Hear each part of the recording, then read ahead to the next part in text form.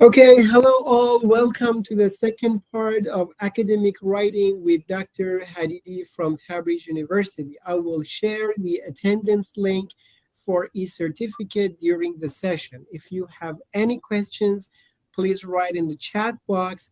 Without any delay, I will give the floor to Dr. Hadidi. Thank you. Welcoming everybody on board, and I'm sorry for the technical difficulties at the beginning, and I really thank Professor Imani for bringing me on board and for privileging me with his presence and with his uplifting remarks and the light in which he views me. What we are going to do is what I presumed we would have time for was we are going to look at 3 of these 9 types of essay types, paragraph and essay types. Of course, first, this is paragraph development, and every program around the world in academic writing and in serious collegiate writing starts out with introducing the students into the mood of writing by squeezing them into the framework of the paragraph first. And once the students understand the basic principles and the most important elements comprising and constituting and breathing life into the paragraph, the essay builds upon that knowledge and that ability, and essentially extends the ability into the 4-paragraph or the 5-paragraph essay of an academic look and of sound academic bases.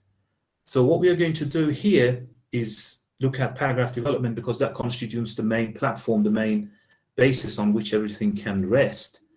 And but what we have time for among these 9 established types of the essay and the paragraph is we can cover the ground. The ground that we can cover today can go to exemplification, paragraph type, process, and cause and or effect. And this is a series of lectures. This can be looked upon as a series of lectures that can be in 3 parts, and the second part of it, few months down the line perhaps, can pick up on where we left off by looking at comparison and or contrast, definition, and division classification. And in the last batch, on the last session, long session of familiarity raising sort of thing, we can look at description, narration, argument. This is something that I couldn't look upon as being very interactive, because I couldn't work with you on the ground in a workshop thing, in a physical co-present thing. So I'm looking at it as a speech that cannot very much leave the things to you and or bring you into a sort of interactive procedure, because my experience tells me it's not, it can't work. So what I'm doing, this can be looked upon as involving assignments, writing assignments, and hopefully in the future maybe we can do that physically on the ground when things become physical and co-present, and we can do that with a sort of workshop sort of thing, so that we can look at your writings, your work. But right now I'm going to walk you through some familiarity, and that I'm going to explain in a moment. So in this lecture, first we look at, as I said, exemplification first, and we look at how to develop an exemplification paragraph, writing an exemplification paragraph, revising an exemplification paragraph, and we do that by reading and evaluating 3 student paragraphs. So what we have to do is understand first that about the first type of paragraph, which is called exemplification, we have to understand that we have to understand the concept of exemplification. What is exemplification? In our daily conversations, we often provide examples, that is details, particulars, specific instances to explain statements that we make. For example, consider these statements and the supporting examples that follow. If you say Walmart was crowded today,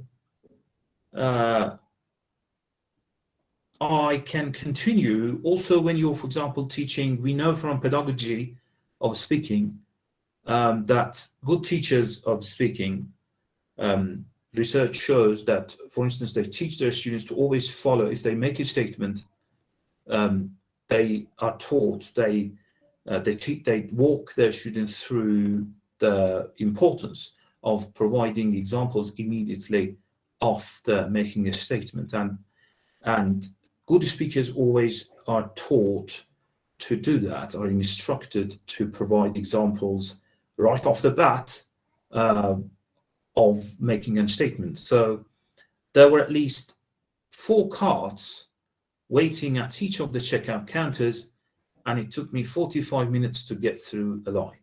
So you make a statement, and immediately after it, you provide 1 or more examples for it.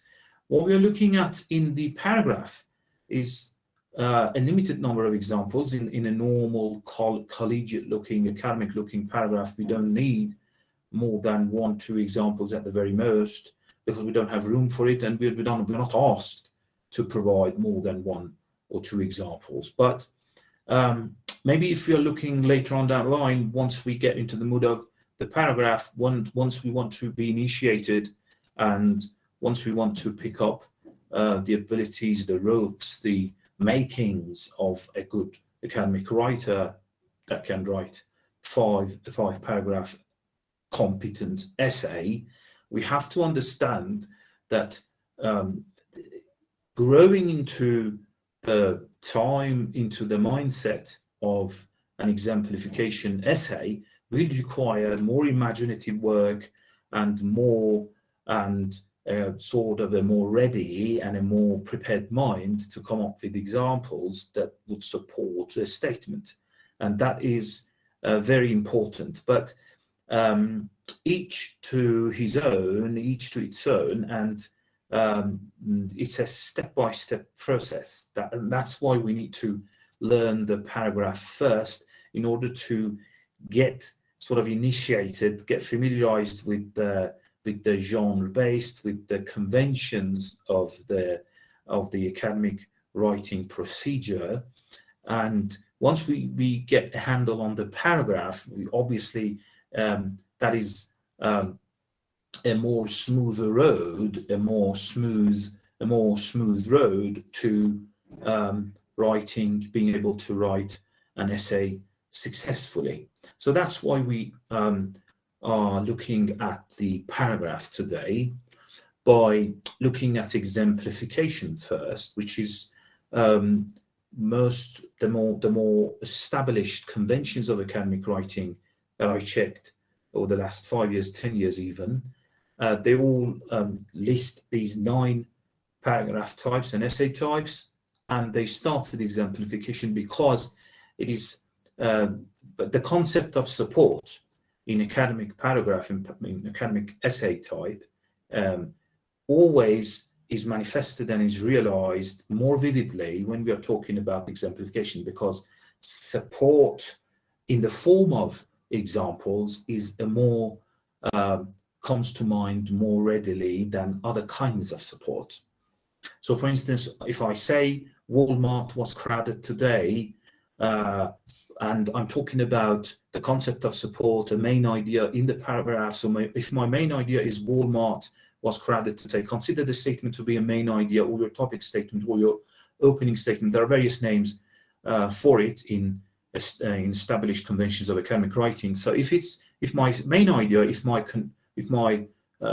topic statement, topic sentence, there are different names for this, essentially the same thing. So if I say Walmart was crowded today, the most natural form of support for that main idea with which I open a paragraph would be a type of exemplification, that through which I provide examples to support that main idea. For example, there were at least 4 carts waiting at each of the checkout counters, and it took me 45 minutes to get through a line. Or for example, if you say, the corduroy shirt I bought is poorly made, and immediately after it, I need to support it. So the concept of, this mental generic arrangement is a cognitive essential, if you like, in the English language, and it is a contrastive rhetoric, if you like. It's a cognitive layout of the English language from which there is no escape. So that is the talk of another day. It's a very important technical psychological and cognitive talk about the differences between languages in terms of the patterns of thought. We have to accept that the English language is based upon this very important consideration, is arranged cognitively and mentally around this very important basis machinery of first having a statement, having a main idea, having a general statement. It has to be general also, and immediately I need to support it with specific examples. So that's why the exemplification type of paragraph and exemplification essay type is always introduced as the first initiating and familiarizing element of academic writing in established pedagogic conventions around the world. So for example, if a student makes this statement, the corduroy shirt I bought is poorly made, we need to understand that there is this need for an immediate support for it in the form of, for example, when I washed it, the collars began to fade, one button cracked and another fell off, the shoulder seam opened, and the sleeves shrank almost 2 inches. Or for example, success in college requires students to practice common sense habits, and we ask the academic writing student, or speaking for that matter, organized native-like speaking for that matter, to provide the student of organized writing and even organized speaking for that matter. We know that good teachers of established tests like IELTS and TOEFL when it comes to writing as well as in speaking, because they essentially nowadays look like each other. If you are looking at it as some skill that needs to be, for example, evaluated in terms of within a package of, for example, IELTS or TOEFL exam. So obviously, both of these always, it's a good thing that English in its academic standardized sort of skill-based and academic way requires the person when it comes to speaking to provide immediate support. Success in college requires students to practice common sense habits, and immediately the support for it would be something like regular attendance is necessary for mastering the complex ideas taught in college. Keep up with the SI in reading prepares students for class and increases their grasp of the material. Careful note-taking is essential to studying for and passing examinations. So we have to understand that the statement is a general concept. There are no details in the main idea, in the statement. All the details, all the examples for it come afterwards, and it's also important to understand that, as I repeat myself, the most natural and the most natural type of support for the main idea in academic writing comes in the form of exemplification, and that's why we are talking about it first off. What do they do? These examples help us see for ourselves the truth of the statement. So if I make a statement, Walmart was crowded today, the core rate of work is poorly made, success in college requires students practice common sense habits, I have to be led as the reader, as the listener, I have to be enabled to see for myself the truth of the statement.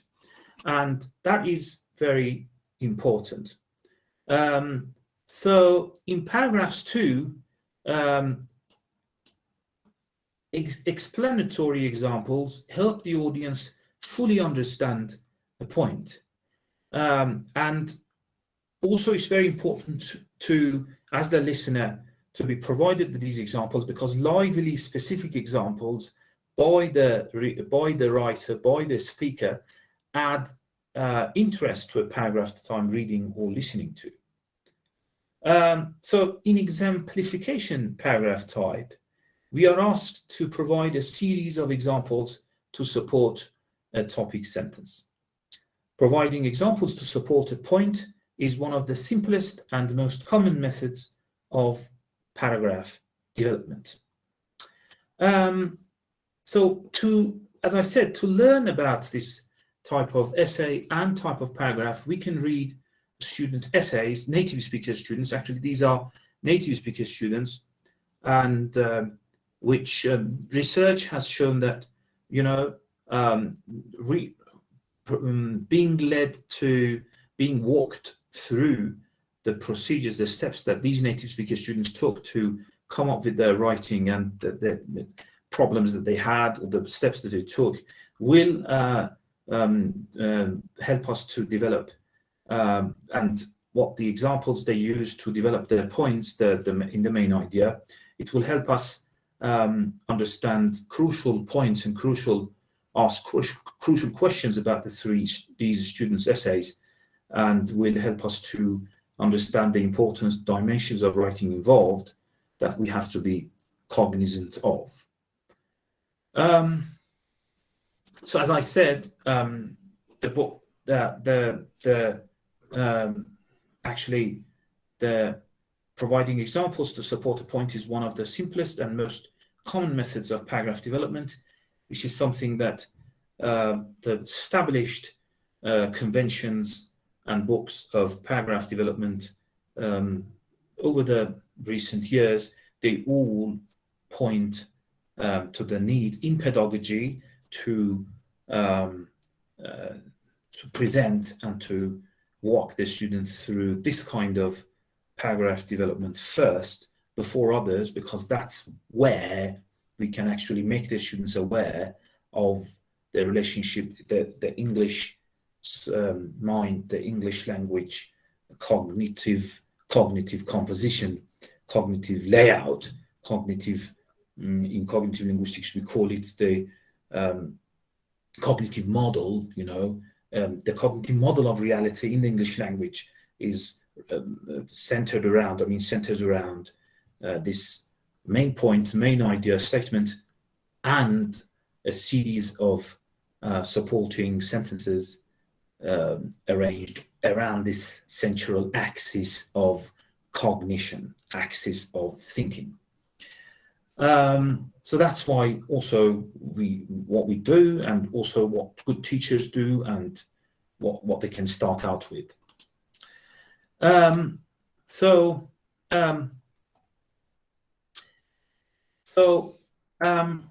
The first one is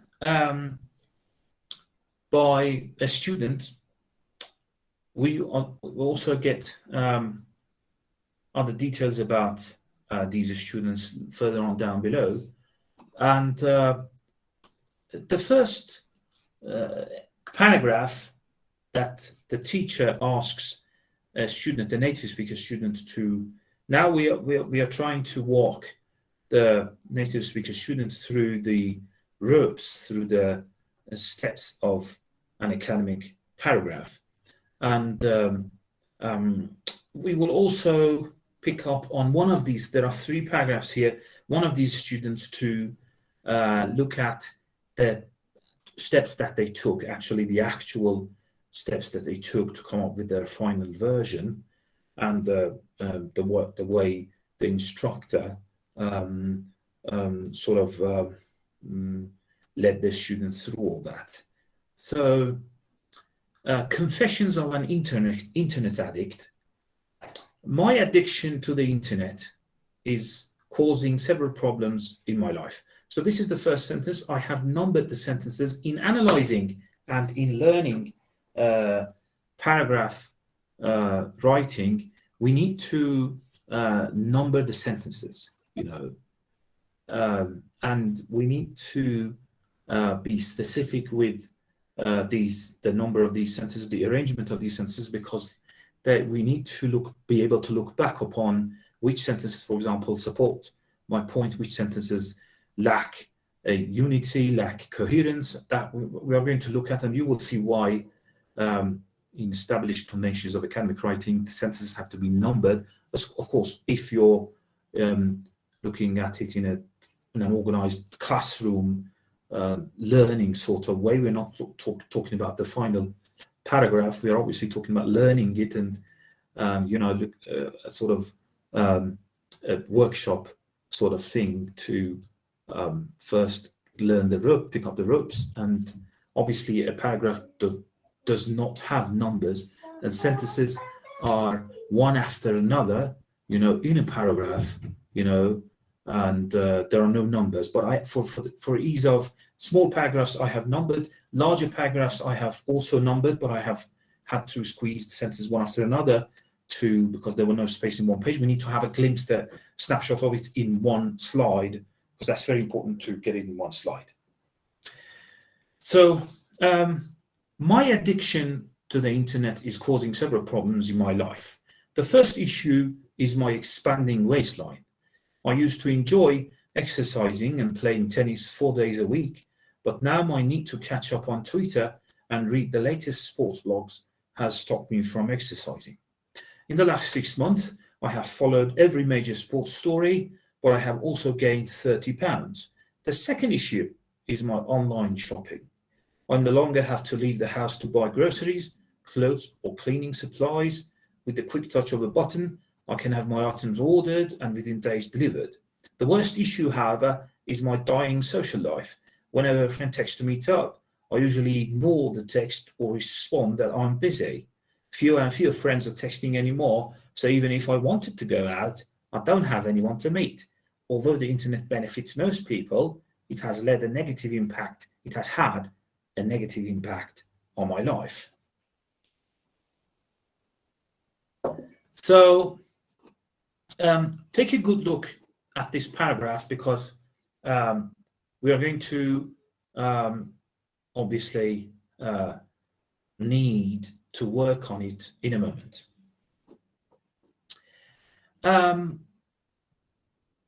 The second paragraph is from another student writer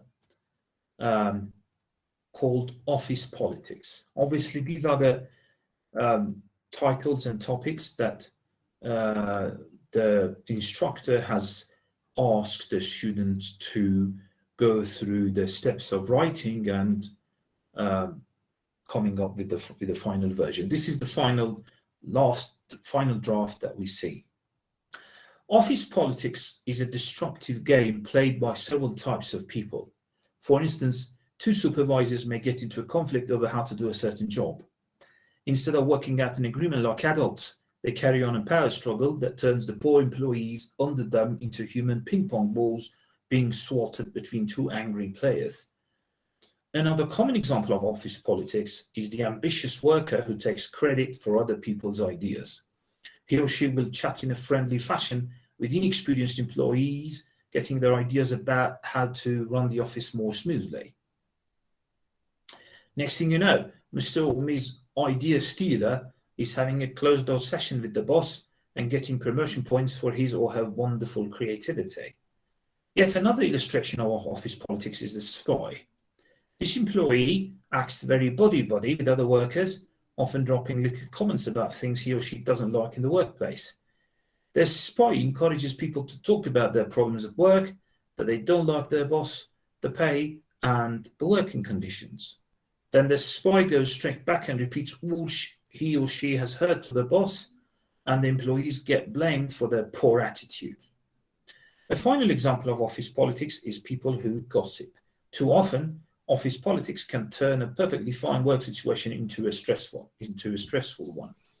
What we see in these very interesting paragraphs is that despite the instructor's work, despite the direct teaching, despite all the effort, group effort that peers and the instructor and the student himself or herself have put into the job, there are problems with these paragraphs that we are going to talk about and put our finger on, because they are very illustrative of where we can go wrong if we are working on our own writing. So addressing the problems of these writings will help us and will shine light on where we could possibly go wrong if you are given a job of coming up with our own paragraph. And the last exemplification paragraph that the instructor has asked the student writer to come up with in a final draft, of course, after a lot of work, is this one: a visit to Utah's national parks. Some of the most interesting national parks in the United States are found in Utah. For example, Zion National Park contains a canyon that is almost 1/2 mile deep. It also features massive cliffs of deep red and brown that overlook rivers and greenwood trails. Visitors to Bryce Canyon National Park are treated to interesting rock formations shaped by wind erosion.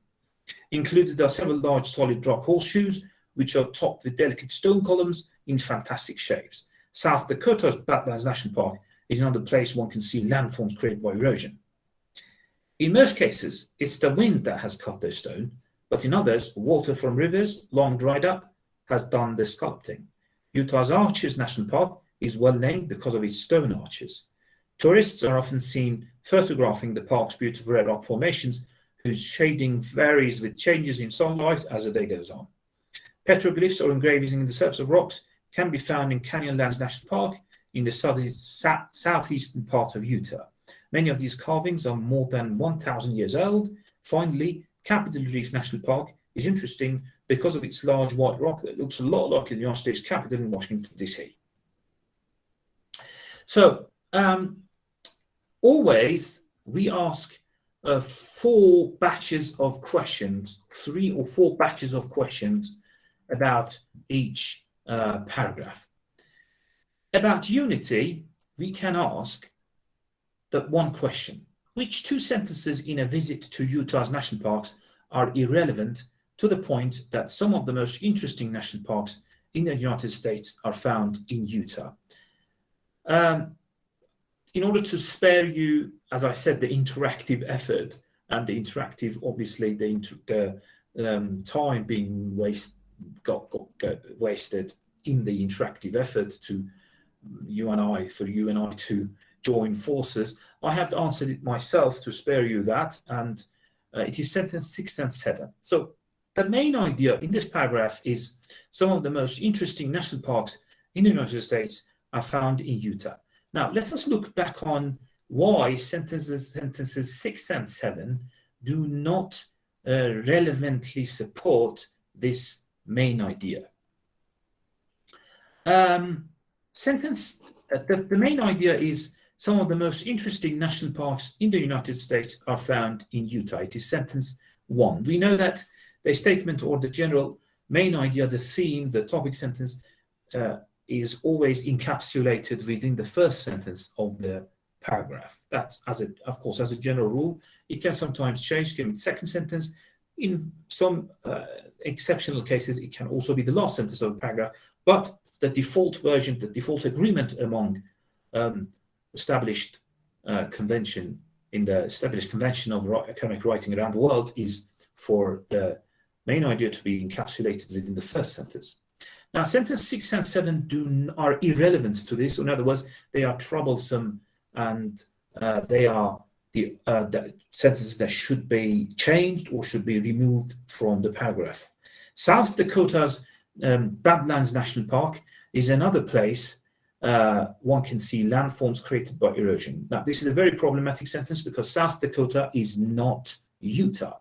Utah is a state in the US, but South Dakota, we are talking about a visit to Utah's national parks. And yet also the main idea is some of the most interesting national parks are found in Utah. But here we suddenly just come up with South Dakota's Badlands National Park, which is not relevant. Sentence 7, in most cases, it's the wind that has cut the stone. Obviously, because this relates to South Dakota's, obviously, Badlands National Park, or even if it doesn't relate to that, it is a very misleading sentence that does not refer to any particularly and well specified park within the state of Utah in the United States. Then it is also should be removed. From sentence 8, things are back to okay, because we are again talking about the relevant and the self-preserving, the main idea here, and we are back to Utah's one park in the state of Utah. So this is a question that we could ask about unity. Are there any sentences that do not support the main idea? About support, about the unity as a paragraph. About support, in support, it's local unity. So unity is general unity,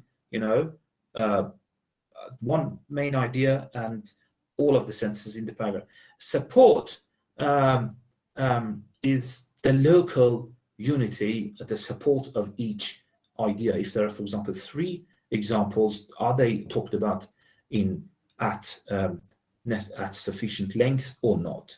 For example, in Confessions of an Internet Addict, how many examples does the writer provide of his or her addiction? There are 3 examples, and let's look at what they are. So in internet addiction, the first one is, fortunately, in this paragraph, we have transition words that are not a problem. So in sentence 2, the first issue is my expanding waistline. The second issue is my online shopping. The worst issue, however, is my dying social life. So there are sentence 2, sentence 5, and sentence 8 in a very organized way. They have sub-themes. So the theme is my addiction to the internet, and there are sub-main ideas here, and there is good support below after each main idea. So the next sentence is, after which sentence in office politics are specific details needed?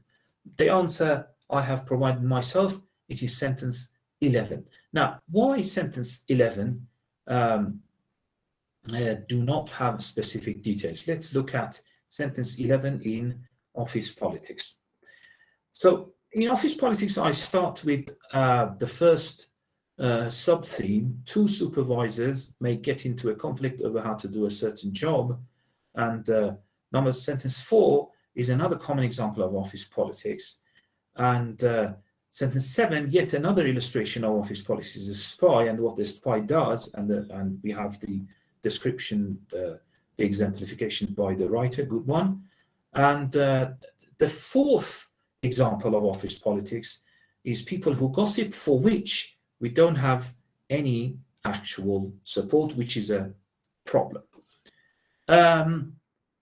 So the answer is sentence 11.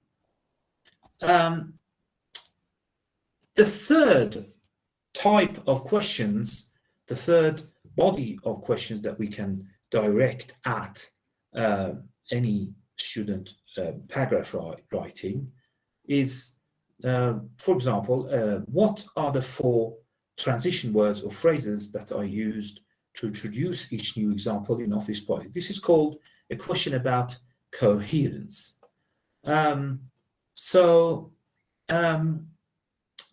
I have provided, in order for your own information and for you to learn, I have also turned them into models that you can use in almost every exemplification paragraph that you teach to your students or you want to write yourself. So the first one is, for instance, this is obviously you are familiar with. Another common example of office politics in sentence 4 is the ambitious worker who takes credit for other people's ideas. You can teach or learn this model and you can use it in any exemplification paragraph. Another common example of X, X can be the main idea, can be the main idea around which your paragraph is organized, and the rest of the sentence depends on the ideas of your specific paragraph. Sentence 7 is yet another illustration of office politics, is the spy. So the model that you can use in almost every type of exemplification paragraph is yet another example of X. Again, the idea is over here is blah, blah, blah, depending on the sentences, that details that you want to say, but you can use it. So, and a final example of office politics is people who gossip. And I have also, I know that it can be used in good versions of exemplification essays and paragraphs. The final example of X, the main topic, is blah, blah, blah, depending on your own specific theme and topic. So about coherence is a very important academic writing consideration, and that's why there are more questions. The question is, can we identify at least 3 transitional words or phrases that are used to introduce examples in a visit to Utah's national parks? So that paragraph suffers a little, you know. The problem with that paragraph is that it flips through paragraph types, and it sometimes cannot make up its mind about whether it's an illustration exemplification essay or whether it's as an argument essay. Sometimes, it talks about its feelings, but that's but still here we have, for example, in sentence 2, in sentence 6 we have South Dakota's Badlands National Park. Of course, that is a sentence that suffers inherently because we are talking about South Dakota, but is another place one can see landforms created by erosion. So we can use that model. X is another Y, where, when, through which one can see, depending on your own idea, you can use this model to for any exemplification paragraph. And in sentence 10, we can see petroglyphs or engravings in the surface of rocks can be found in Canyonlands National Park. So if I am writing an exemplification paragraph that involves X can be found in Y, I can use this model. Something can be found in a particular place or a particular situation as a model. And another question is, which paragraph clearly uses emphatic order to organize its details, saving for last what the writer regards as the most important example? So that paragraph uses simple and very accessible and reader-friendly transition words, and also uses emphatic order. Emphatic order is also always a very good way of organizing your paragraph.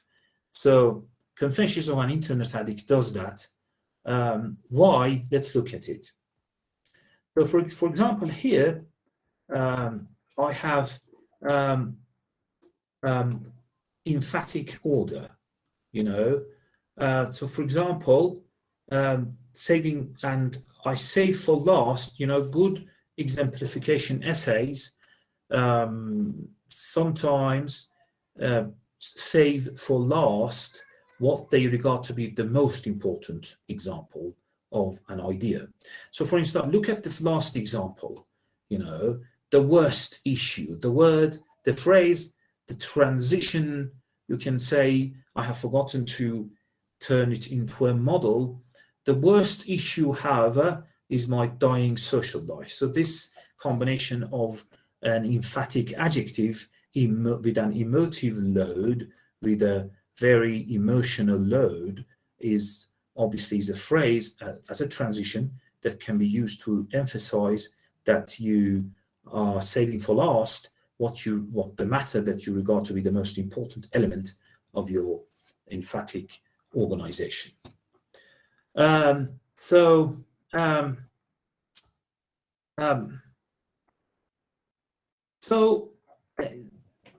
we are looking at one of these students and how the steps that they took to develop this paragraph.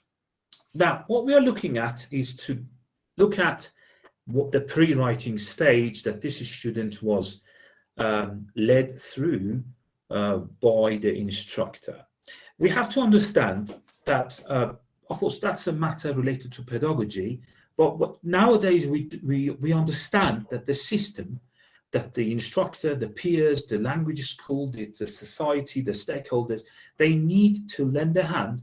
They need to create this atmosphere of support, this atmosphere of scaffolding learning, so that the student feels that there is this engulfing and overwhelming sense of support and this encompassing circle, encompassing social circle of support within which every learning can happen. This idea, this imaginative chain being liberated from, if the student feels that she is being freed from the chains and she's liberated, and she feels that anything can happen in this atmosphere of support, anything can happen within this circle, within this encompassing universe, within which the stakeholders, the instructors, the people, the peers, the society encourage the learning and are ready to address any problem, learning can happen. So all of these are not possible. If you look at the experience of academic writing by teachers and by language schools and by students themselves, they will tell you that this support needs to exist, at least at the beginning stages, so that they need to be walked through, they need to be cared about, they need to be nurtured. Nurturing learning is now the word, the catchphrase in many circles around the world. But that's a very long talk about humanizing learning and the humanizing encompassing circle of learning that should be in place for these stages to go right. Charlene, the writer of Office Politics, does not know what she should do, and but the instructor tells her that backing up your statements with clear, specific illustrations and examples is the key to a successful exemplification paragraph. Charlene has that knowledge. The instructor explains it to her. Even as I said, Charlene receives some models of good paragraphs, exemplification paragraphs, to see for herself what the instructor means. But she still cannot put pen to paper, the metaphorical pen to paper. It can be the typing, the word processing. So Charlene puts the metaphorical pen to paper, but nothing comes. She cannot write. So her instructor made a suggestion.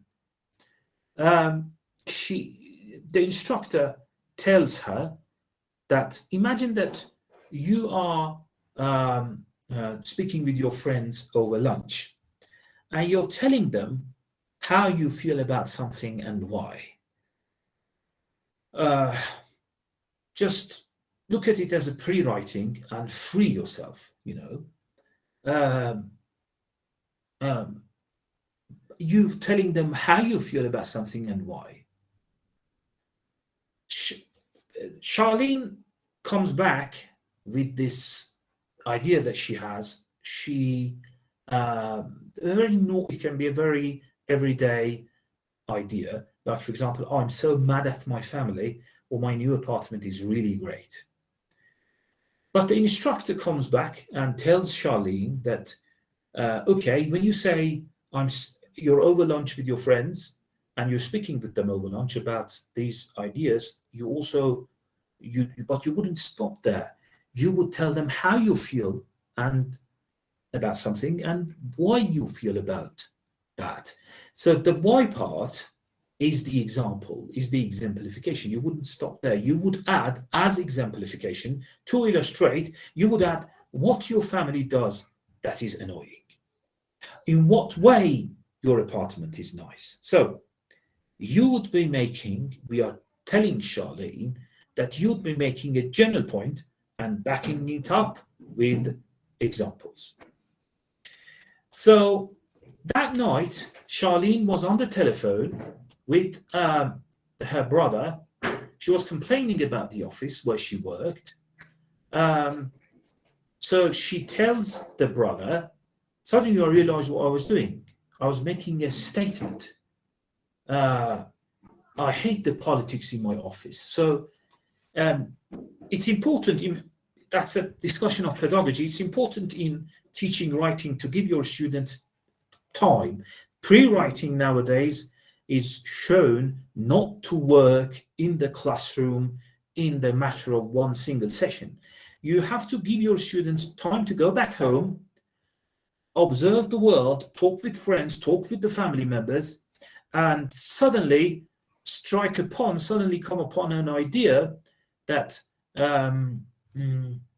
making a statement requires observation of the world, and then, for example, saying your emotion, speaking about your emotion, I hate the politics in my life, in my office, I hate the politics in my office, and being ready with the support of the instructor of the classroom to give examples of what she means by I hate the politics in my life. Now she's ready. She says, I knew what I could write about. So Charlene began preparing to write a paragraph by free writing. Free writing is essentially the same concept. Some people call it free writing, some people call it pre-writing, and some people just differentiate free writing and reserve it for the act of actual pre-writing product. And some people say the pre-writing is the actual unconstrained personal thinking and reflection and brainstorming and just leafing through in your head, leafing through all the ideas that you have on all the examples that you can come up with, and then reserving free writing. But it doesn't matter. All of that is one stage within which she gave herself 10 minutes to write down everything she could think of on the subject of politics in her office. This is what she wrote. So this is her.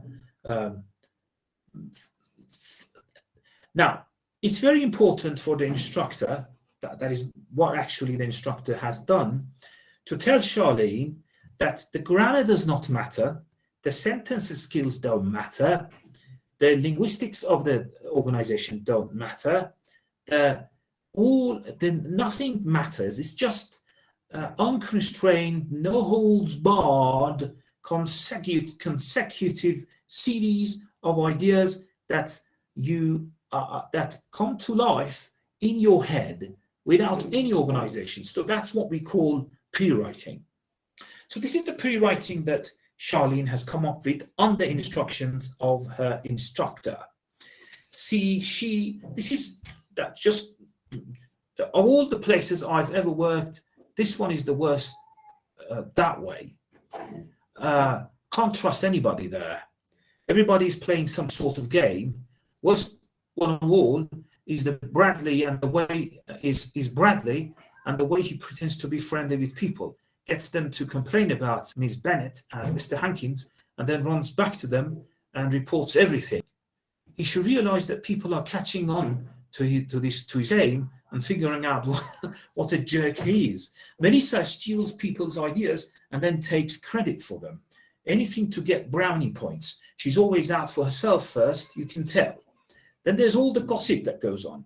You think you're in a soap opera or something, and it's kind of fun in a way, but it also is very distracting. People always talking about each other and worrying about what they say about you. And people talk about her bosses a lot. Nobody knows why Mr. Bennett and Mr. Hankins hate each other so much, but they each want the workers on their side. You do something one boss's way, but then the other boss appears and is angry that you're not doing it another way. You don't know what to do at times to keep people happy. It's very important as a teacher to get your student to this point of not being afraid to think freely. I repeat myself. It's very important as a good writing teacher to get your student to this important, crucial first springboard point of being unafraid to think freely. This is the most crucial and first stage of writing a paragraph. Here we see that the instructor has magically managed to get Charlene to the point where Charlene is not afraid to share her fondest and her most personal workplace pet peeves and complaints that she has about the office politics. It's very emotional, it's very free, it's spoken rather than written. It's just spoken in your heart and mind, but in order to be cashed in on and to be able to be utilized, obviously it has to be committed to paper. But the teacher has managed to get Charlene to the point where Charlene is not afraid to commit those thoughts, those spoken and reflected words on paper. So this is very crucial. In the next stage, Charlene did two very important things after her free or pre-writing. She read over her free writing. So this, the first thing that she did, that the instructor asks the student to do, okay, is to ask, she asked Charlene, okay, now look at and read several times over your own free writing. Charlene, the instructor then asks Charlene to spend some time asking herself questions about her paragraph. In other words, the instructor gives Charlene questions to ask about her paragraph. Exactly what, Charlene, exactly what it is that you want your point to be, your main idea.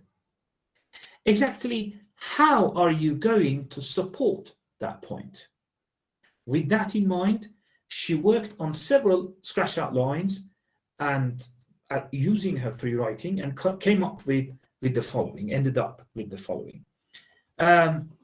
So as an instructor, you get your students to this point, or you get yourself to this point where you, from your free writing, you only choose the main. What are your main ideas? Bradley reports people's complaints. Melissa steals ideas. People gossip. Ms. Bennett and Mr. Hankins make workers choose sides. So now we have four main ideas about the office politics that Charlene observes in her workplace that we can actually give names to, that we can actually put in general statements. It's very important that from the free writing, these are not good for the main ideas, the main examples for the actual final draft, because they have names. We shouldn't talk about Bradley, Melissa, Ms. Bennett, Mr. Hankins, because it's not good for the purpose of an exemplification paragraph. Then, after the free writing and after these questions and these main ideas, she is asked by the instructor to write her first draft. Now, as a result of all these stages, this is her first draft. My office is being ruined by office politics. Now, this is a step-by-step procedure that needs the support of the teacher. Most centrally of all, the teacher is responsible for getting the student up to this point where the first draft can be prepared by the student. The student needs support. My office is being ruined by office politics. It seems like everybody's trying to play some sort of game to get ahead and don't care what it does to anybody else. One example is Bradley. Although he pretends to be friendly with people, he isn't sincere. What he's trying to do is get them to complain about their bosses. Once they do, he goes back to the bosses and tells them what's been said and gets the worker in trouble. I've seen the same kind of thing happen at 2 other offices where I work. Melissa is another example of someone who plays office politics games. She steals other people's ideas and takes the credit for them. I had a good idea once on how to reduce office memos. I told her we ought to use email to send office memos instead of typing them on paper. She went to Ms. Bennett and pretended the idea was hers. I guess I was partly to blame for not acting on the idea myself, and Ms. Bennett and Mr. Hankins hate each other and try to get us to take sides in their conflict. Then there's all the gossip that goes on. People do a lot of backbiting, and you have to be very careful about your behavior or people will start talking about you. All in all, office politics is really a problem where I work. So this is better. Obviously, this is now a journey of writing that has begun. The free writing was not a writing journey. It was just a conceptual journey of reflection, a conceptual, liberated and free and well-supported journey of observing the beauty of the nature and trying to get ideas, maybe jotting them down as disorganized, messy pieces of thought, pieces of imagination and thinking. That was not writing. But this one is the first leg of the writing journey. Now, this is better. What does the instructor, what does the teacher do, or Charlene, what does Charlene do with the help of an instructor after that? Now, we have that first draft, and now we develop towards second draft through revising. The teacher, I made that point earlier, it may take 1 week for this whole process to coagulate, to take good shape, to take solid shape. So the teacher, it's the second session, 2 days down the line over the same week, but the teacher gives it another day. So Charlene goes back home, comes back in 2-3 days, or 1 day, and the teacher asks Charlene to just give it at least 24 hours. I would say 48 hours is much better, and go back to reading that first draft in 1 or 2 days.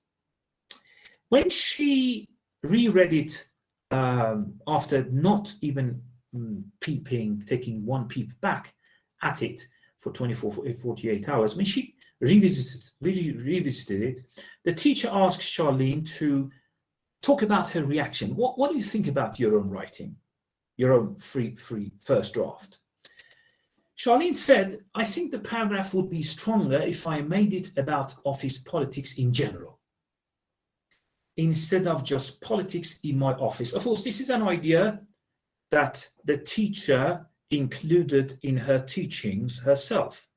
She had emphasized that an academic paragraph needs to be about general ideas and no names, because when I'm reading your paragraph, I don't know who Miss Bennett is, who, for example, John is, who Jack is, The things I was writing about, Charlene said, happen in many offices, not just in mine.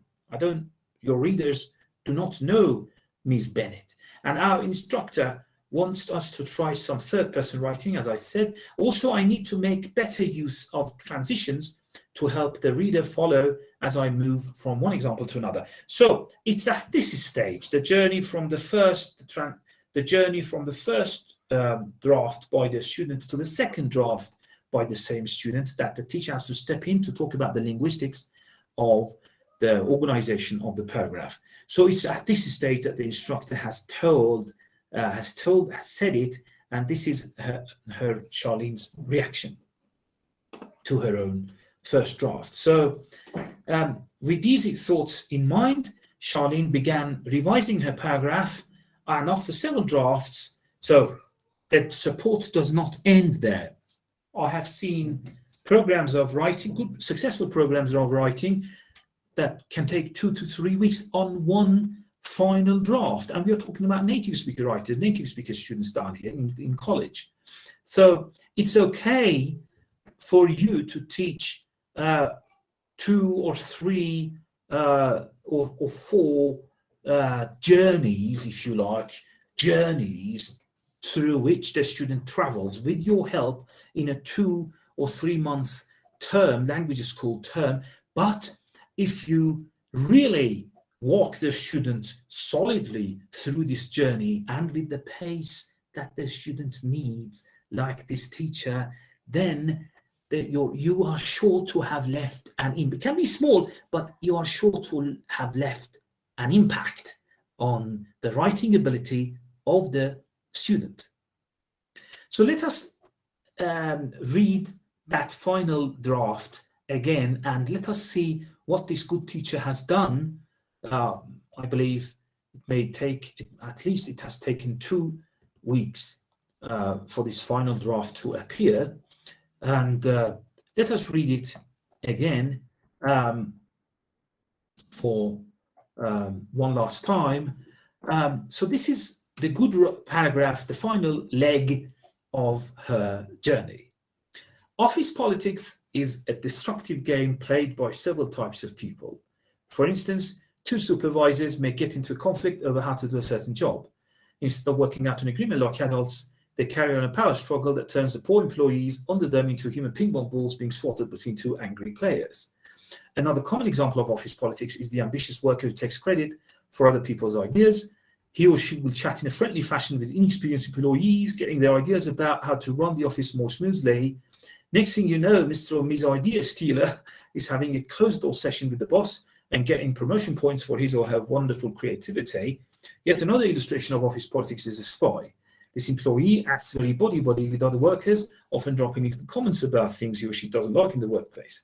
The spy encourages people to talk about their problems at work, that they don't like their boss, the pay, and the working conditions. Then the spy goes straight back and repeats all she has heard to the boss, and the employees get blamed for their poor attitude. A final example of office politics is people gossip. Too often, office politics turn a perfectly fine work situation into a stressful. So what we see is the skill, is the dedication, yes, of the student, but more importantly, the dedication of the teacher to getting Charlene. Obviously, Charlene was clueless. Charlene got to this point through the support of the teacher. There are no names here. There's no Jack, John, only ideas, Mr. Idea Spieler, the spy. And we have obviously eaten down on the many details and many things that the teacher has done here. The teacher, for example, has supported not directly written for the student, but has told Charlene to do certain things, explain, and Charlene has done it herself by dedicating herself to listening to and to caring about the comments by the teacher. And this is the final product that is a good example and a good journey that both the teacher and the student dedicate themselves to. So this was my presentation of a possible journey through an exemplification paragraph, and a possible journey that a student and a teacher alike can undertake together. Or sometimes, if you are talking about autonomous learner autonomy, obviously we have to look at the student going through this journey in a self-sustained, self-sufficient way. Of course, there are, if we consider learner autonomy parameters to be in place. To move on,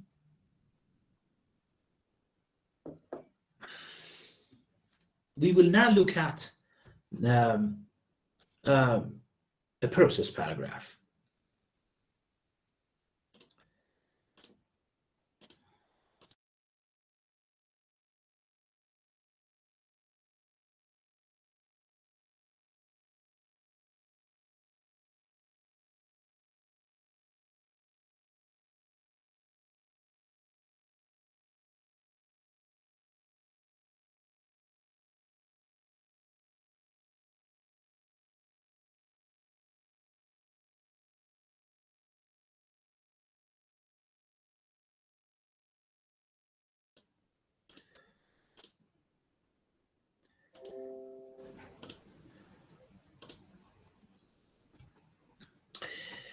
We are going to, I put more fire, if you like, into the first, because that was a solid basis. Of course, I would have put even more time and workshop spirit, a very extended duration of time, extended treatment would have been needed to go into academic writing anyway, especially the first time that is the springboard, the exemplification type.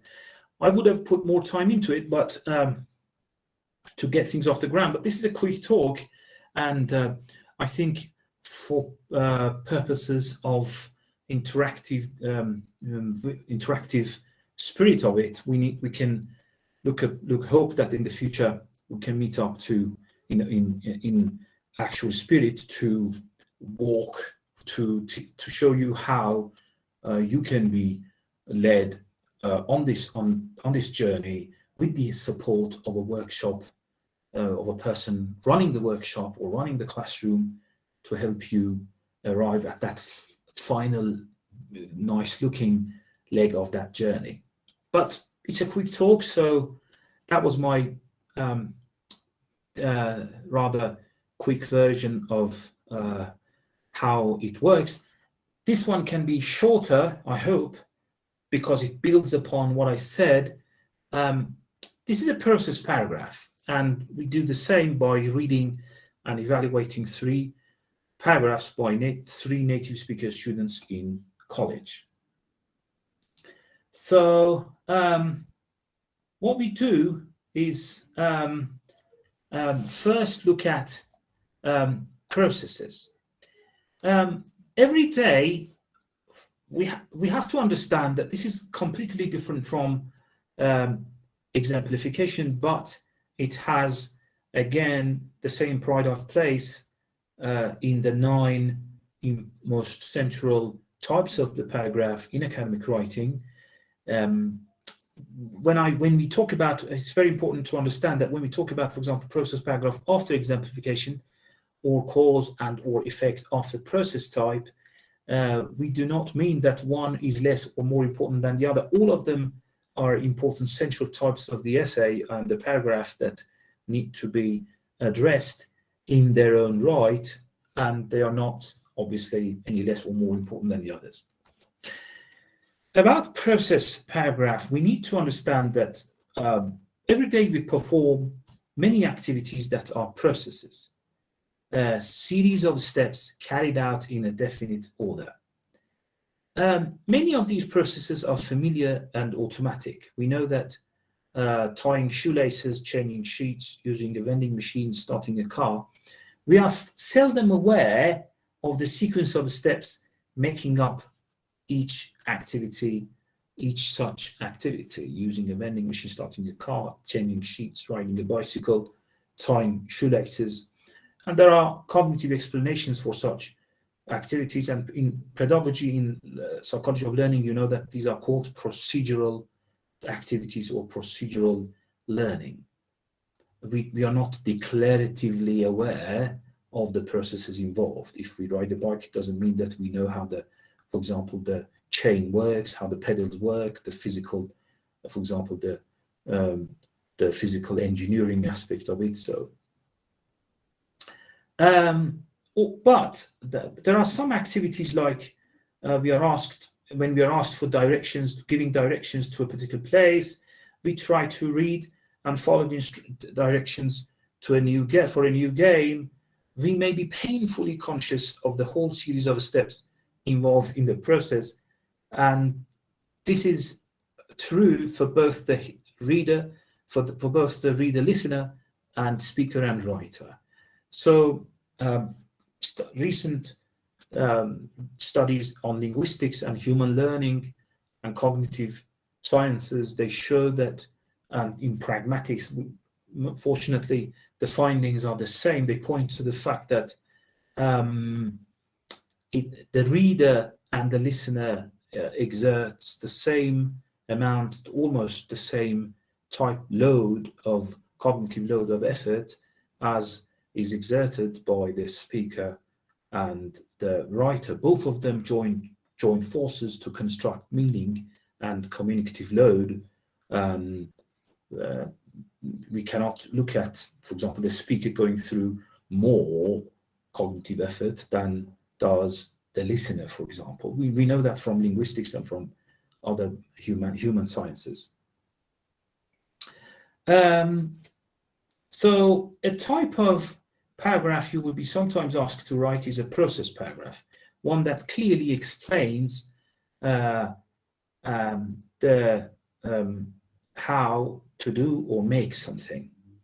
To prepare for the self-sufficient writing of such an essay, we again read 3 student process papers and then respond to the questions that follow. So it's very important. In process writing, you are often giving instructions to the reader, so the pronoun you can appropriately be used. One of the following model paragraph actually uses the pronoun you, second person singular. As a general rule, though, you should not use a you in your process writing. 2 of the following models demonstrate effective ways to write process paragraphs without using you. So we learn this too alongside the process paragraph itself, why we should not use you. And we know that in academic writing in general, in writing academic papers, articles, theses, also any academic piece of writing that you proposals, for example, you should avoid using you. And we learn that how. The first one, by a native speaker writer, is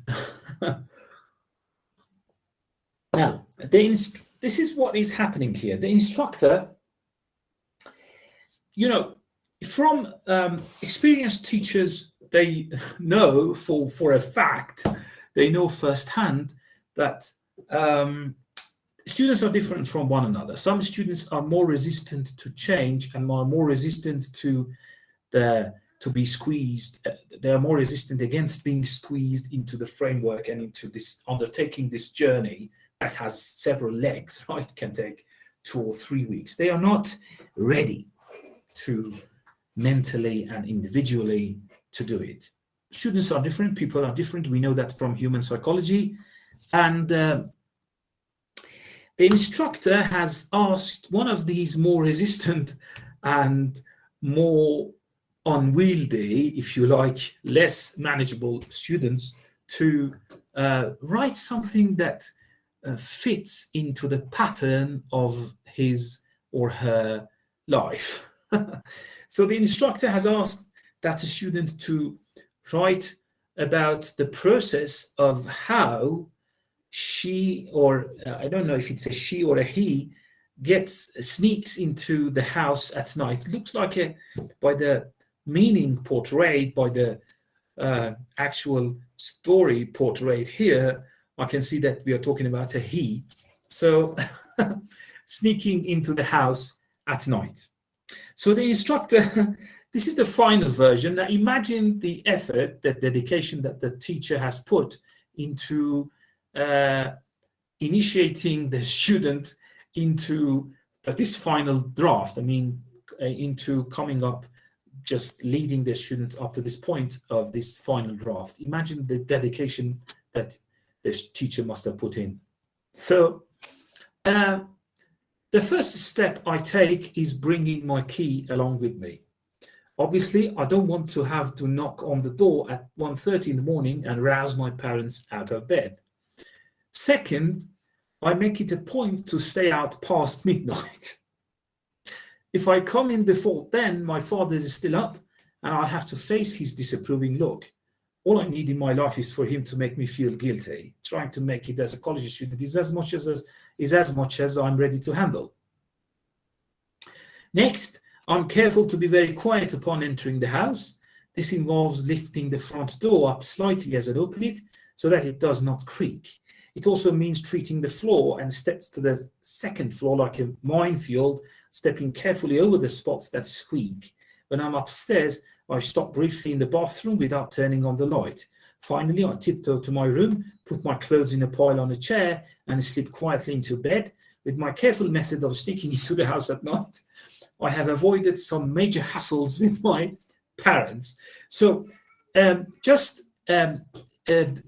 are very important messages here. You can teach writing, and I imagine if you can teach writing to any student, you can teach all skills to any student.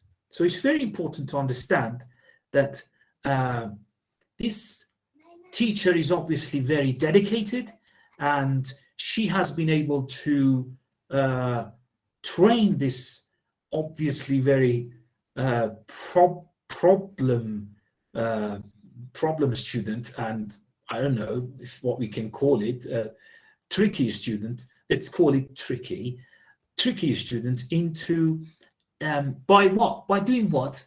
The teacher has found a spot, a corner, an aspect of the student's life that he can work on, that the teacher has discovered one aspect, one corner of one dimension of the student's life that the student wants to write about. And he starts working on that, So in the pedagogy of writing, we know that you don't need to treat all of the students to the same topic. You should, the modern approaches to teaching writing argue that you have to find some type of, for example, process paragraph that the student can relate to. Of course, this is very ideal. I know that it's very difficult, but dedicated teachers do that. If you're talking about you yourself or wanting to improve, obviously part of becoming a teacher is you understanding how it works yourself and having had a lot of practice at it yourself. So obviously, these are the steps involved that I am presenting. So this is the first very interesting student and a very interesting story of sneaking into the house at night. And you can see that the teacher did not find any other topic that the student could possibly relate to on a personal level. So a more sensible student, a less tricky student that is actually more prepared to be led into academic writing has come up with a paragraph, process paragraph on protecting the skin. This is the final draft. Being exposed to the sun or ultraviolet light regularly or for long periods can harm a person's skin. It can even cause skin cancer. There are several things that can be done to prevent this. First, the person should stay away from tanning booths. They are simply not safe. They use ultraviolet rays, which over time can cause severe damage. Second, and for the same reason, a person shouldn't use sun lamps or sit in the sun with a shiny reflector under the chin. Many young people use artificial tanning devices or sit under sun reflectors to clear up their complexions. However, there are many safer methods to solve acne problems. Next, Even if a person doesn't have fair skin, it's important to avoid exposure to the sun, especially during the hours of 11 a.m. to 3 p.m. when its rays are strongest. Finally, and most important, a person should wear a hat and cover both arms and legs when out in the sun for any length of time. In addition, he or she should use a sunscreen that has a sun protection factor, SPF, of 30. However, you should remember that many sun protectors wash off during swimming, so they must be reapplied. Also, it's worth noting that even the best sunscreen can't protect the human body from prolonged exposure. The third student that the instructor worked with wrote on dealing with verbal abuse. If you're living with someone who abuses you verbally with criticism, complaints, and insults, you should take steps to change your situation. First, realize that you're not to blame for his or her abusive behavior. This may be difficult for you to believe. Years of verbal abuse have probably convinced you that you're responsible for everything that's wrong with your relationship. But that is a lie. If your partner is verbally abusive, it's that person's responsibility to learn why he or she chooses to deal with problems by saying nasty things. Perhaps he observed his father treating his mother that same way. Maybe she never learned any more positive ways to deal with negative emotions like anger, fear, or disappointment. Steps 2 and 3 need to be done one right after the other. Step 2 is for you to announce that you will no longer tolerate being verbally abused. State that you are a person who deserves respect and civil behavior, and that you will accept no less. Next, offer to go with him or her to talk to a counselor who will help both of you learn new ways to communicate. While your partner learns to express his or her feelings without attacking you, you can learn to stand up for yourself and express your feelings clearly. If he or she refuses to take responsibility for changing abusive behavior, then you must consider step 4, to leave that person. You were not put here on earth to have your self-concept demolished by serving as someone else's verbal punching bag. So obviously these 3 paragraphs are in order of quality, and the last one obviously is a version written by a student that has the highest dedication to the steps of the journey. So again, we ask crucial questions about the 3 paragraphs. The first, if you remember, the first batch of questions is about unity. Which paragraph lacks an opening topic sentence? Sneaking into the house at night. So this paragraph has a serious problem. It lacks an opening topic sentence, a main idea. Now let's look at it. The first step I take is bringing my key along with me. So the main idea or the topic statement should be sandwiched between the title and the actual support, the actual first batch of support. Because when you say the first step I take, this is the first body of your support, which does not point to any general statement, main idea. So that's why you need a general statement, main idea along the lines of, for example, there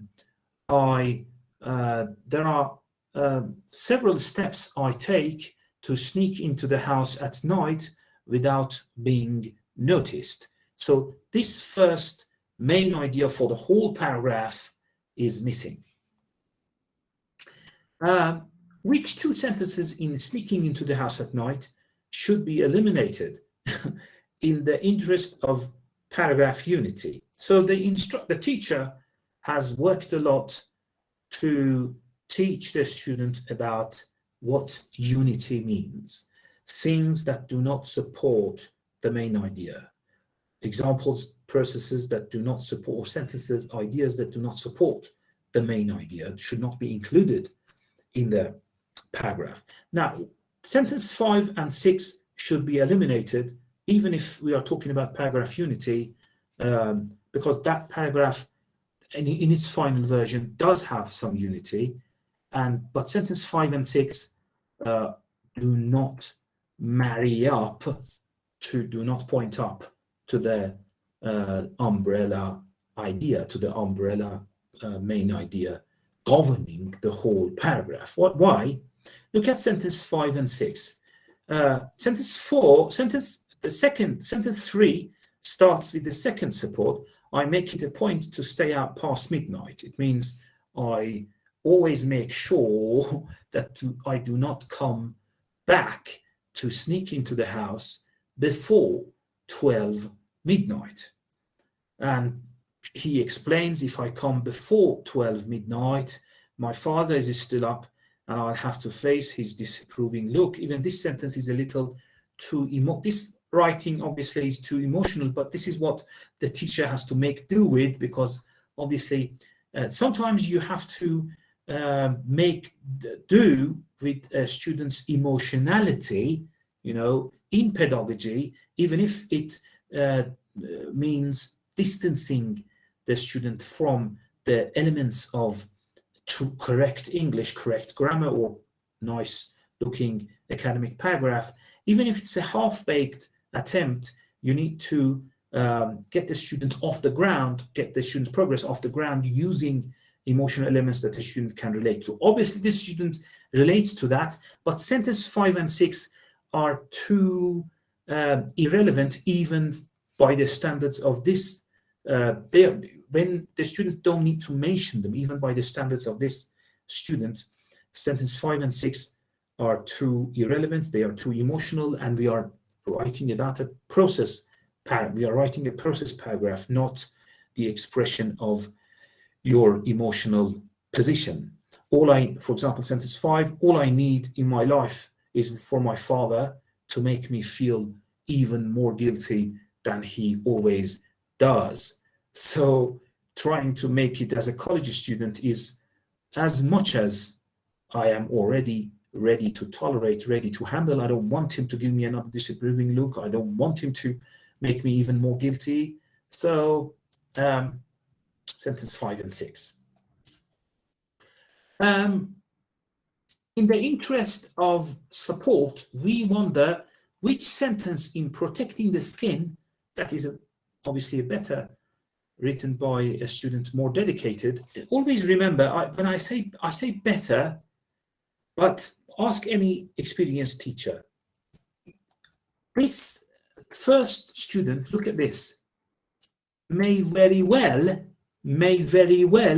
end up being what we call a GLL, a good language learner, because of that emotionality element. So do not write off, I'm speaking this slowly so that it sinks in, do not write off a student due to emotionality, due to resistance to frameworks, resistance to your frameworks. A student may end up, usually these students that are more emotionally oriented end up being better learners, autonomous learners, greatly proficient native-like learners. So do not write them off. And this is exactly what the teacher has been doing here. The teacher has not written off this student just for resistance to unemotional academic topics for the process paragraph. This teacher has stayed, has slugged it out, has fought it out with this student, has stayed in the picture, back in the picture, to lift this student off the ground using the emotional strings and ropes attached. The teacher has not let the student go. Because if you let the student go, the student falls off the edge into the abyss of not learning, in lack of learning, into the abyss of nothingness, into the blackness. So the teacher has not let the student go.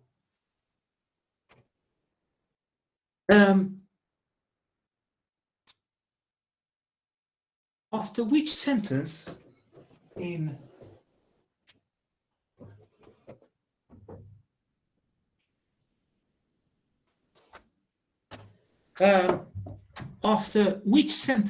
Protecting the Skin are supportive details or examples needed? The answer is sentence 9. That is a good paragraph, but sentence 9 is problematic because it's not followed by any detail. Look at this, protecting the skin.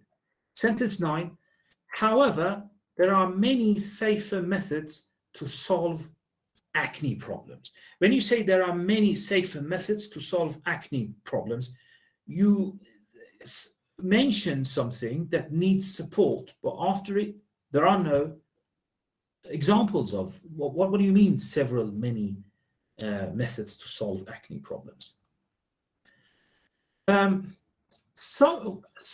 Summarize the 4 steps in the process of dealing with verbal abuse. So that's a good paragraph, as I said. First, realize that you are not to blame for his or her behavior, the other person's behavior. Announce that, sentence 2. Announce that you will no longer tolerate being verbally abused, sentence 10. So there is a lot of support for sentence 2 for the first step in dealing with verbal abuse. And there's a lot of support, maybe too much support for sentence 2, because we have the second step expressed in sentence 10, announcing that you will no longer tolerate being verbally abused. There's a reasonable amount of support for that second idea. Before we get to the third step in dealing with verbal abuse, offering to go with your partner to talk to a counselor who will help both of you learn new ways to communicate. And again, there's a reasonably sandwiched main idea between third idea, fourth idea, and the final idea being brought out by the writer. Main idea is, if your partner refuses to take responsibility for changing abusive behavior, then you must consider step 4 to leave that person, which is a reasonable distance. About coherence, we ask, which of these paragraphs uses time order, sneaking into the house at night? So the only paragraph, in a process paragraph, you can use time order or that invisible conceptual order of the process of doing something. But this one uses time order, obviously, because that's what we mean, that's what we need for sneaking into the house at night. So, emphatic order, dealing with verbal abuse. So we use emphatic order in dealing with verbal abuse. So, because we need that for that concept. And which transition words introduce the first, second, and third steps in sticking at the house? This is because it uses time order. We obviously use the simple ones that you already know. The first step I take, the second I do this, next I do that, finally I do this.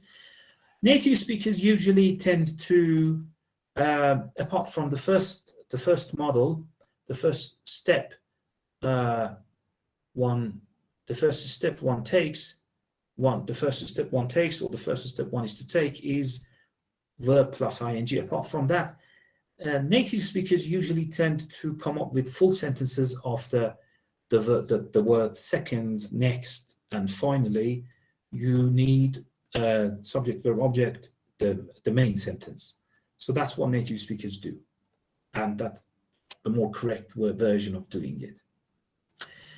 So let's look at one of these students, Prewriting. The teacher walks the student through very important consideration. And she tells Selma the author of Dealing with Verbal Abuse, that a process essay must explain clearly each step of an activity. And the teacher makes it clear for the student that the key to preparing to write such an essay is thinking through the activity as though you're doing it for the first time. This is a very interesting point that you can teach your students if you're teaching process paragraph. Why? Because if it's a process that I am familiar with, there's always a degree of familiarity with processes that you want to write about, but you should not treat it as if you should not write about it in a way that shouts out, that in a way that your writing reflects your level of familiarity. You should write about it as if you are visiting this activity for the first time, and your writing reflects that process in a way that can be used by the person who doesn't know anything about this process and is reading about it for the first time. So that is the key to write a good process paragraph. Write it as if you're doing it for the first time. The teacher helps Selma to choose possible topics for her paragraph. Selma finally arrives at one idea that captures a situation in her own life. Living with an abusive man. It's a very bitter, bad, horrible experience that she has lived through. She tells in a discussion with the teacher, because that's what good teachers do, Selma tells the teacher that living through this horrible experience, she didn't know, she was clueless, she was confused, she didn't know what to do. But she tells the teacher that a counselor, a psychologist helped Selma realize that there were steps she could take, a process she could follow. So Selma tells the teacher that I want to write about my own bitter experience that is like a process that I went through with the help of that psychologist.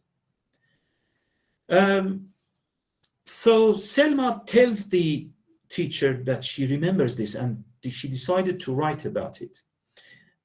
She began by making a list of the steps she followed in coping with her own abusive partner, abusive relationship. This is what she wrote, and the teacher, as I said, got the student to this point of letting go of your own thoughts and getting carried away. It's okay to get carried away. It's okay to write down anything that comes to your mind without any chains, without any restraints, without anything bootstrapping and chaining your mind, you know. So this is a list of ideas, processes that she remembers. What she did, actually, she at the end, it was good because she ended this abusive relationship. Tell him you won't accept any more abuse. Open your own checking account. Apply for credit cards in your own name. Offer to go with him to counseling. Realize you're not to blame. Learn to stand up for yourself. Go into counseling yourself if he won't do it. Call the police if he ever becomes violent. Leave him if he refuses to change. So these were the teacher asked Selma to remember everything and put it on a list in the form of an outline. The teacher asks Selma to number these steps in the order in which she had performed them on the instructions of the counselor. She crossed out some items. I have marked them in blue that she realized weren't really part of the process. In other words, they might have her own thinking, but the counselor must have told her not to act upon them. So, for example, she has kept, tell him you won't accept any more abuse. The first, this is very interesting. The teacher asks Selma to number the steps in terms of what, because obviously this is a time element and time order matters here. So the first process that the first step that she took was realized you're not to blame. You have to understand first that you're not to blame for this abusive relationship. The second thing that the counselor and Selma did, tell him you won't accept any more abuse. The third thing, offer to go with him to counseling. Fourth step, go into counseling yourself if he won't do it. Fifth, learn to stand up for yourself. Sixth, leave him if he refuses to change. The three ideas: open your own checking account, apply for credit cards, your own name, call the police if you have. These were ideas that Selma had on her own, but was not recommended by the counselor. She remembers later what she actually did to be those 6 steps. So the teacher asks Selma to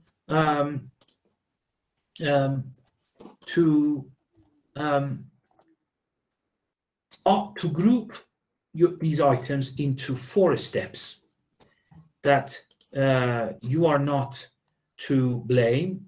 Number 1, realize that you're not to blame. Tell the abuser you won't accept any more abuse. Get into counseling, preferably with him, and if necessary, leave him. So obviously, those 6 steps translate into 4 more general steps. This is a sequence, it's activity that the teacher has to support and help the student do. So obviously, number 1, realize you're not to blame.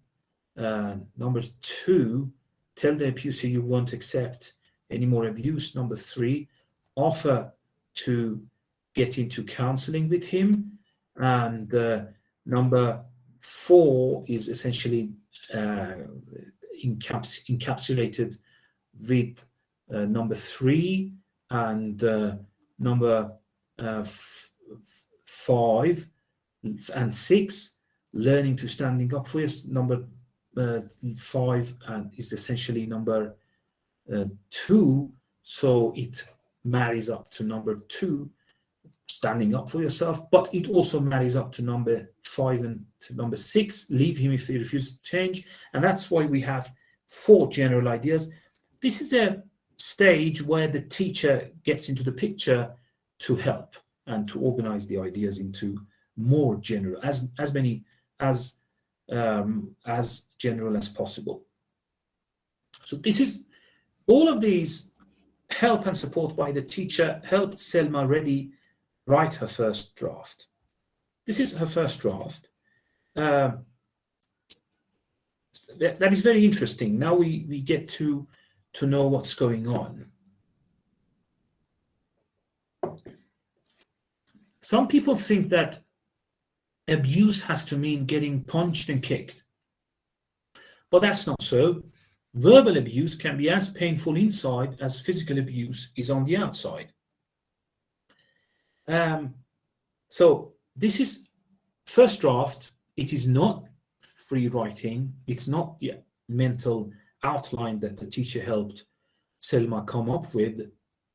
On the basis of all those stages, the teacher again, but here again, the teacher asks Selma to feel free, but to write. Write, feel free, unchained, liberated. Any concepts you want, but on the basis of those ideas. So there is support. It can make you feel worthless and sad. I know, because I lived with a verbally abusive man for years. In cultures where there is no inherent resistance to personal matters, it is easier to teach the foreign language. That's a finding, actually. Because the students come up with their own personal ideas, they always are more prepared to give voice to their personal problems. And that makes the job of using that real life, authentic real life, easier for the teacher to cash in on. But obviously, in cultures that the students at which are more resistant, obviously the job is, but that egg can be cracked. The teacher can crack that egg with other ways, with other topics and themes from the students' real lives that the students can relate to, can identify with. So anyway, this is good because she is supported by the teacher to talk about her personal life. I know because I lived with a verbally abusive man for years. Finally, I found the courage to deal with the situation. Here is what I did. With the help of friends, I finally figured out that I wasn't to blame. I thought it was my fault because that's what he always told me, that if I wasn't so stupid, he wouldn't criticize and insult me. When I told him I wanted him to stop insulting and criticizing me, he just laughed at me and told me I was a crybaby. One of my friends suggested a counselor, and I asked Harry to go talk to him with me. We went together once, but Harry wouldn't go back. He said he didn't need anyone to tell him how to treat his woman. I wasn't that surprised because Harry grew up with a father who treated his mother like dirt, and his mom just accepts it to this day. Even after Harry refused to go see the counselor, though, I kept going.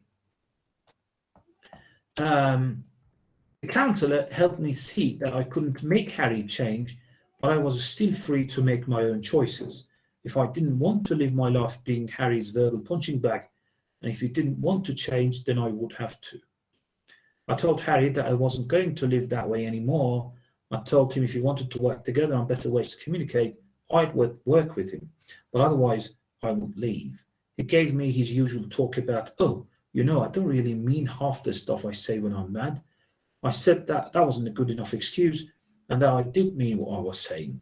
He got mad all over again and called me every name in the book. I stuck around for a little while after that, but then realized this is it. I can stay here and take this, or I can do what I know is right for me. So I left. It was a really hard decision, but it was the right one. Harry may be angry at me forever, but I know now that his anger and his verbal abuse are his problem, not mine. So, the student goes back, Selma goes home, but the teacher asks Selma to show this to a classmate. We are talking about sometimes we have peer correction, and this very important thing that good teachers do. Selma shows a classmate her first draft. The classmate responds to this by saying, in order for this first draft to be a good process essay, I think you need to do a couple of things. First, although the essay is based on what you went through, I think it's too much about your own experience. This is what I said earlier, about office politics, that you have to unpersonalize your paragraph so that it applies to the general reader and it speaks to the general experience. It speaks to general experience. I'd suggest you take yourself out of it and just write about how any person could deal with any verbally abusive situation. This is the most crucial thing that Selma does for her final draft. Otherwise, this paper is about you and Harry, not the process. This student is acting like a teacher and is giving Selma very good comments. Second, you need a clear topic sentence that tells the reader what process you're going to explain. Third, I'd use transitions like first and next to make the steps in the process clearer. I think the steps are all there, but they get lost in all the details about you and Harry. So when Selma reread her first draft, she agreed with her classmates' suggestions, and then she wrote the last version that we see above, a very different version that takes account of all of these comments made by her classmates. Let's revisit this very good final draft, of course, with the support of the teacher, organized into its final shape. We know that teachers are bridges over which the students traverse their journey to perfect ability. They are just bridges, they facilitate.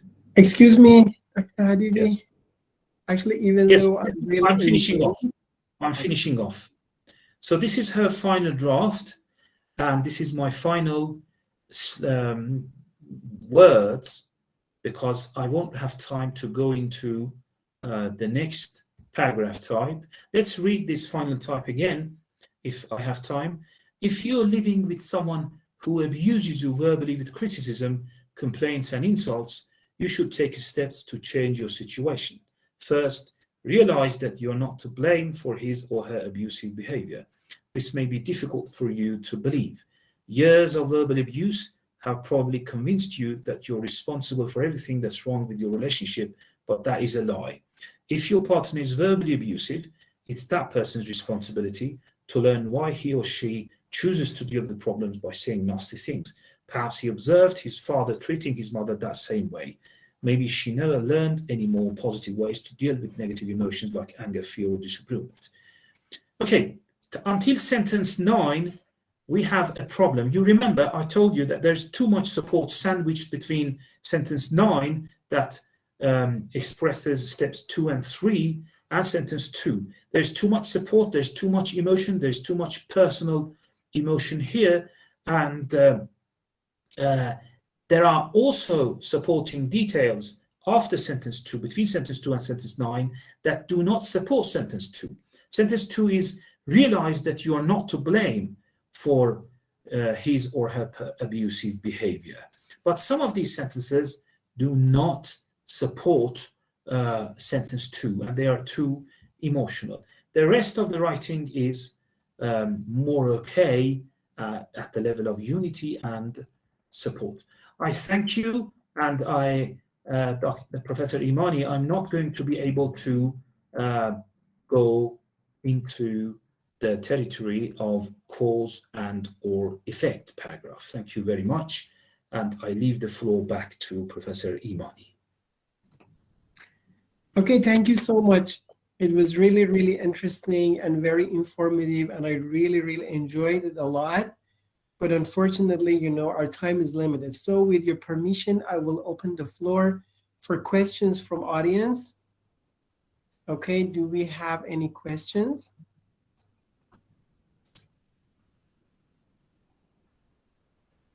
Until questions come up, Professor Imani, this can only be looked upon, you know that this is a very vast territory, and can only be looked upon as consisting of a series of steps, in a sequence of lectures that can be undertaken in a series and shared with everyone who may have missed out on previous ones, you know, so that we have a self-sustained body of good coherent body of lectures that inside which we only presented 2 of them here. The other ones can be presented in future lectures within that self-sustained body. Hopefully, you're right. That is so true. But then actually something that was very, very interesting, and I think that it is true, is that when we write something at the beginning, we think it is great and all sentences are relevant. But after we check it again, we realize that some sentences do not even belong there. Some sentences are not relevant. So I think that we all have experienced it. But then I want our students here to realize that this is normal. This is a natural thing that actually. And so if they want to be very good at academic writing, they have to practice more. They have to train, their minds. So Exactly. that is true about all of us.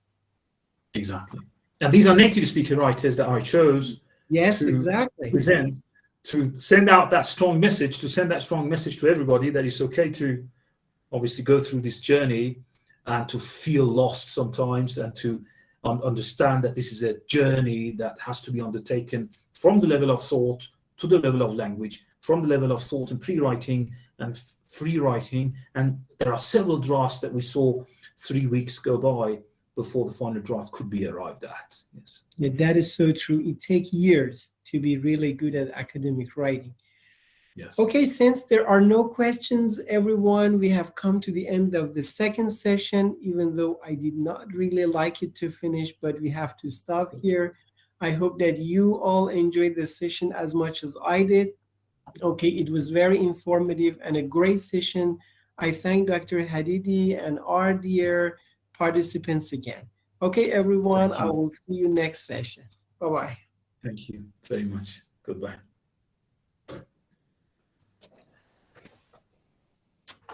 Thank you, Doctor. Okay, thank you all. Okay, so I will end the session for all. And my privilege. My pleasure and privilege. Thanks, Melian. Thank you, Professor. We all It was also a great pleasure for us to have you here.